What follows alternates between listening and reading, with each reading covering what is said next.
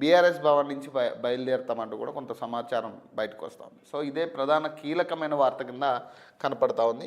మొన్న ఆల్రెడీ హరీష్ రావుని విచారించిన తర్వాత ఎటువంటి కీలక అంశాలు బయటికి రాకపోవడం, ఆయన సమాధానం కూడా ప్రశ్నలకు తగ్గ సమాధానాలు ఇవ్వలేదు అంటూ కూడా సిట్ అధికారులు బయటకి కొన్ని వార్తలు కొన్ని లీకులు విడుదల చేసిన పరిస్థితి. సో ఇదే నేపథ్యంలో ఈరోజు కేటీఆర్ని సిట్ పిలవడం జరిగింది. కేటీఆర్ రండి, ఫోన్ ట్యాపింగ్ కేసులో విచారణకు నేటి ఉదయం 11 గంటలకు రావాలని సిట్ నోటీసులట. మీ పాత్రపై దర్యాప్తు జరపాల్సి ఉందని వెల్లడట. హాజరు కాకపోతే చట్ట ప్రకారం చర్యలని స్పష్టమట. కేటీఆర్ పాత్రపై సిట్ వద్ద స్పష్టమైన ఆధారాలట. ఆయన కూడా ఊహించలేని సాక్ష్యాల్ని ముందు పెట్టేందుకు అధికారులు సన్నద్ధమవుతున్నారట. సో కేటీఆర్ది ఈరోజు కథ కాదు ఈ ఫోన్ ట్యాపింగ్ అంశం.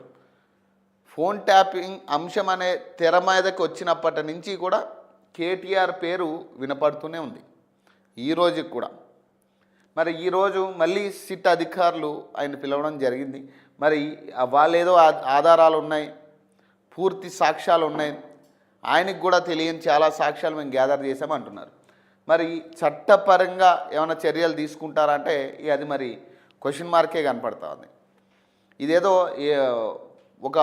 ఎక్కడో ఒక ట్రోలింగ్ చూసినా నేను బీఆర్ఎస్ పేజెస్లోనే. వాళ్ళు ఎంత కామెడీగా తీసుకుంటున్నారంటే ఈ సిట్ నోటీసులకు సంబంధించి ఇది కేవలం ఏదో బీజేపీ నాయకులు లోపల మీటింగ్ పెట్టుకున్నట్టే ఉంటుంది. పంచాయతీ అంతా ఏముండదు, బీజేపీ నాయకులు ఆడ కూర్చొని అడిగినట్టు ఉంటుందని అంత కామెడీగా ఈ సిట్ నోటీసులు తీసుకుంటా ఉన్నారు బీఆర్ఎస్ నాయకులు, నేతలు. ఎందుకు ఇంత కామెడీగా తీసుకుంటున్నారంటే దీనికి కూడా కారణం ఎవరు? ఇప్పటి వరకు జరిగిన ప్రాసెస్, ఈ ఫోన్ ట్యాపింగ్ అంశం మీద కానీ, కాళేశ్వరం ప్రాజెక్టు అంశం మీద కానీ, అందులో జరిగిన అక్రమాల గురించి కానీ, లేదా ఈ కార్ రేస్ అంశంలో జరిగిన ప్రాసెస్ కానీ, ఇదంతా కూడా చూస్తే బీఆర్ఎస్ నాయకులకు చాలా కామెడీగా ఉంది. ఏముండదు, పిలుస్తారు, అక్కడ కూర్చోబెడతారు, ఛాయ్ ఇస్తారు, భోజనం పెడతారు, కాసేపు ముచ్చట్లు పెట్టుకుంటారు, వదిలేస్తారు అనే కాడికే ఉంది. మరి దీని మీద యాక్షన్ ఎప్పుడు తీసుకుంటారు అంటే అందరికీ ఒకటే క్వశ్చన్, వీటి మీద యాక్షన్ ఉంటుందా? వాళ్ళు ఒకటే ఏదో ఇట్లాంటి అంశాలు బయటకు వచ్చినప్పుడల్లా కూడా ఏదో కుమ్మక్కై వీళ్ళు రాజకీయాలు చేయడానికే పూనుకుంటారంటారు. మరి ఎంతవరకు వాస్తవం అనేది తెలియాలి. ఎందుకంటే సిట్ అధికారుల మీద చాలా నమ్మకం ఉంది ఇప్పటి వరకు. మరి మొన్న హరీష్ రావుని విచారించిన తర్వాత కూడా ఏదో కీలకమైన అంశాలు బయట పెడతారేమో, చాలా కీలకమైన ప్రశ్నలు ఆయనకి వేస్తారేమో అనుకుంటే ఇందులో మీ ఇన్వాల్వ్మెంట్ ఎంత,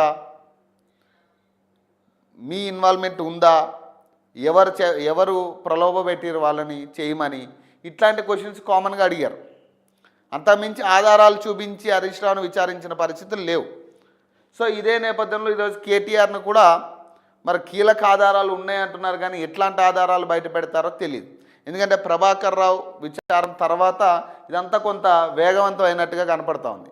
ప్రభాకర్ రావు నుంచి కీలక సమాచారం తీసుకున్న తర్వాతే, కీలక ఆధారాలు తీసుకున్న తర్వాతే వీళ్ళందరినీ విచారణకు పిలుస్తున్నట్టుగా కనపడతా ఉంది. సో ఈరోజు కేటీఆర్ విచారణ ఎలా ఉండబోతుంది అనేది ఇక 11 గంటలకి ఆ దర్యాప్తు స్టార్ట్ అవుతుంది. సో దాదాపు 7 నుంచి 8 గంటలు ఉంటుందా, లేకపోతే 10 గంటలు విచారణ చేస్తారనేది తెలియాలి. ఎందుకంటే అక్కడ ఉన్న సిచ్యువేషన్స్ బట్టి, ఆధారాలు బట్టి మరి కేటీఆర్ని రిమాండ్కి తీసుకునే పరిస్థితులు కూడా ఉండొచ్చు ఈరోజే. సో ఇది చాలా కీలకమైన అంశం ఈరోజు జరగబోతోంది. మరి ఈరోజు కనుక నిజంగా కేటీఆర్ని కనుక రిమాండ్లోకి తీసుకుంటే నెక్స్ట్ మున్సిపల్ ఎన్నికలకు సంబంధించి కూడా బీఆర్ఎస్ పార్టీ దీన్ని వాడుకుని ముందుకెళ్లే పరిస్థితి ఉంటుంది. సో ఇప్పటికే ఈ మున్సిపల్ ఎన్నికల వల్ల, లేదా ఏదో కోల్ మైనింగ్ని బయట పెట్టడం వల్ల ఇవన్నీ చేస్తూ ఉన్నారు. సింగరేణిలో బొగ్గు గనులకు సంబంధించి దందాలు జరుగుతూ ఉన్నాయి. రేవంత్ రెడ్డి బామ్మర్ది అక్రమంగా దోచుకుంటున్నాడని ఏదైతే వీళ్ళు కొన్ని ఆధారాలు బయట పెట్టారో ప్రెస్ మీట్ ద్వారా, సో వాటి వల్లే మమ్మల్ని ఇబ్బంది పెడుతున్నారని ఇప్పటికే వాళ్ళు ప్రచారం స్టార్ట్ చేశారు. ఇక్కడ దేనివల్ల అనేది పక్కన పెడితే వీళ్ళని ఎందుకు అరెస్ట్ చేయట్లేదు అనేది క్వశ్చన్. ఇప్పుడు ఎందుకు అరెస్ట్ చేయట్లేదు? ఇప్పటి వరకు పూర్తి ఆధారాలు ఉన్నాయి. కేటీఆర్ పేరు ఇప్పుడు వినపడేది కాదు, ఇది మొదటి నుంచి వినపడుతుంది. ఇప్పటికొచ్చి కనీసం కేటీఆర్ని రిమాండ్కి తీసుకుని కానీ విచారించే పరిస్థితి కానీ ఏది లేదు. ఈ ఫోన్ ట్యాపింగ్ కేసులో మాజీ మంత్రి BRS working president Kalvakuntla Taraka రామారావుకు SIT నోటీసులు జారీ చేసిందట. ఈ నెల 23వ తేదీ శుక్రవారం ఉదయం 11 గంటలకు దర్యాప్తు అధికారి అయిన జూబ్లీహిల్స్ ఏసీపీ వెంకటగిరి ముందు హాజరు కావాలని అందులో పేర్కొన్నారు. నందినగర్లోని కేటీఆర్ ఇంటికి వెళ్లిన సిట్ బృందం నోటీసు కాపీని ఆయన వ్యక్తిగత సిబ్బందికి అప్పగించింది. పంజాగుట్ట పోలీస్ స్టేషన్లో 2024లో నమోదైన క్రైమ్ నెంబర్ 243 కేసులో section 166, 409, 427, 201, 120B read with 34 IPC section 3 of PDPP act IT యాక్ట్లోని సెక్షన్ 65, 66, 66F1B 270 ప్రకారం దర్యాప్తు జరిగిందని, ఇందులో వెల్లడైన అంశాల ప్రకారం మీ పాత్రకు సంబంధించి విచారణ జరపాల్సి ఉందని అందులో పేర్కొన్నారు. విచారణకు హాజరు కావాలంటూ సిఆర్పిసి సెక్షన్ 160 ప్రకారం ఈ నోటీసు జారీ చేశారు. నోటీస్ అందుకున్న తర్వాత ఒకవేళ విచారణకు హాజరు కాకపోతే చట్ట ప్రకారం చర్యలు ఉంటాయని అందులో పేర్కొన్నారట. మరి ఈరోజు ఆయన ఆల్రెడీ హాజరు కాబోతా ఉన్నారు. కేసీఆర్తో కేటీఆర్ భేటీ అట నిన్న. సిరిసిల్ల నుంచి నేరుగా ఎర్రవెల్లి ఫామ్ హౌస్ కట.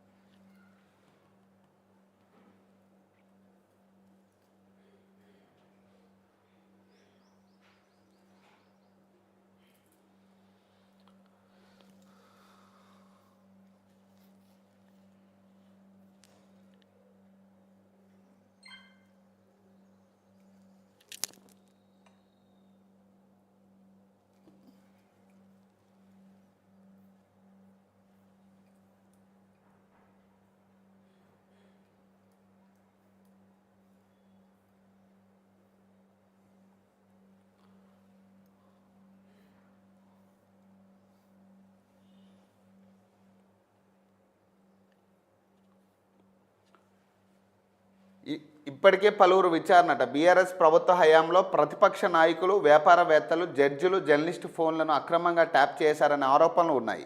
ఇదే విషయంపై 2024 మార్చిలో నమోదైన కేసులో ఇప్పటికే రిటైర్డ్ ఐపీఎస్ అధికారి ప్రభాకర్ రావుతో పాటు పలువురు ఉన్నత స్థాయి పోలీసు అధికారులు నిందితులుగా ఉన్నారు.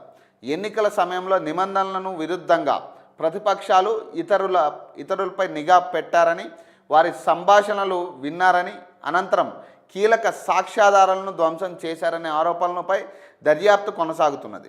ఇప్పటికే మాజీ మంత్రి తన్నీరు హరీష్ రావును సిట్ అధికారులు మంగళవారం సుమారు 7 గంటల పాటు సుదీర్ఘంగా విచారించిన సంగతి తెలిసిందే. ఇదే క్రమంలో తాజాగా కేటీఆర్ను సైతం విచారణకు పిలవడం గమనార్హమట. ఈ నోటీసులపై బీఆర్ఎస్ శ్రేణులు ఆగ్రహం వ్యక్తం చేస్తూ ఉన్నారు.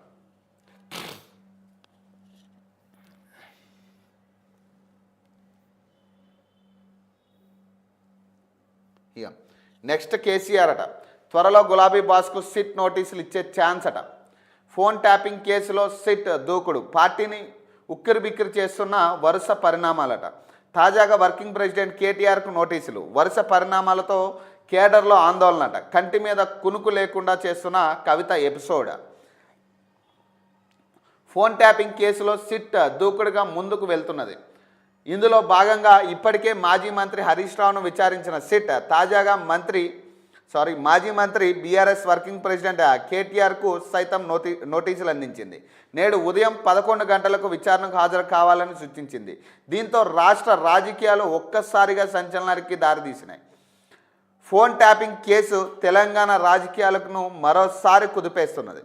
ఈ కేసులో ప్రత్యేక దర్యాప్తు బృందం దూకుడు పెంచడంతో బీఆర్ఎస్ పార్టీ తీవ్ర ఒత్తిడిని ఎదుర్కొంటుంది. ఇప్పటికే పలువురు అధికారులను విచారించిన సిట్ రాజకీయ నేతల వైపు అడుగులు వేస్తుండడంతో కీలక పరిణామాలు చోటు చేసుకునే అవకాశం ఉందన్న చర్చ ఊపందుకుంది. ఈ నేపథ్యంలో మాజీ మంత్రులను విచారిస్తున్న సిట్ త్వరలోనే మాజీ సీఎం కేసీఆర్కు కూడా నోటీసులు జారీ చేసే అవకాశం ఉందన్న ప్రచారం రాజకీయ వర్గాల్లో జోరుగా సాగుతోంది. రాష్ట్ర రాజకీయాలను కుదిపేస్తున్న ఫోన్ ట్యాపింగ్ కేసు రోజురోజుకు కీలక మలుపు తిరుగుతున్నది. సిట్ ఎప్పుడు ఎవరికి నోటీసులు ఇస్తుందా అనే అంశం తెలియకుండా ఉంది. ముఖ్యంగా బీఆర్ఎస్ అధినేత కేసీఆర్ చుట్టూ ఈ విచారణ తిరిగే అవకాశం ఉందన్న ప్రచారం జరుగుతూ ఉంది. ఫోన్ ట్యాపింగ్ వ్యవహారం ఇప్పుడు నిర్ణయాత్మకంగా దశకు చేరుకోవడంతో బీఆర్ఎస్లో గుబులు మొదలైంది.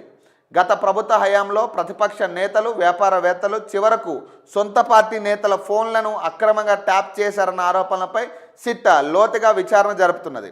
ఇప్పటికే పలువురు ఉన్నత స్థాయి పోలీస్ అధికారులు జైల్లో ఉండగా రాజకీయ నాయకుల ప్రమేయంపై సిట్ దృష్టి సారించింది. అయితే ఈ కేసులో మాజీ సీఎం కేసీఆర్కు నోటీసులు అందబోతున్నాయనే ప్రచారం ఊపందుకుంది. ఫోన్ ట్యాపింగ్ వంటి అత్యంత సున్నితమైన వ్యవహారం అప్పటి సీఎంకు తెలియకుండా జరిగే అవకాశం లేదని ప్రస్తుత ప్రభుత్వం భావిస్తున్నది. ఇప్పటికే అరెస్ట్ అయిన పోలీస్ అధికారులు ఇచ్చిన వాంగ్మూలంలోనూ పై స్థాయి ఆదేశాల మేరకే ఆ విచారణలో ప్రస్తావించినట్లు తెలిసింది. ఆ పై స్థాయి ఎవరనేది నిరూపించే పనిలో సిట్ ఉందని, ఇప్పటికే కాళేశ్వరం ప్రాజెక్టుకు వైఫల్యంపై జస్టిస్ చంద్రఘోష్ కమిషన్ ముందు కేసీఆర్ హాజరయ్యారు.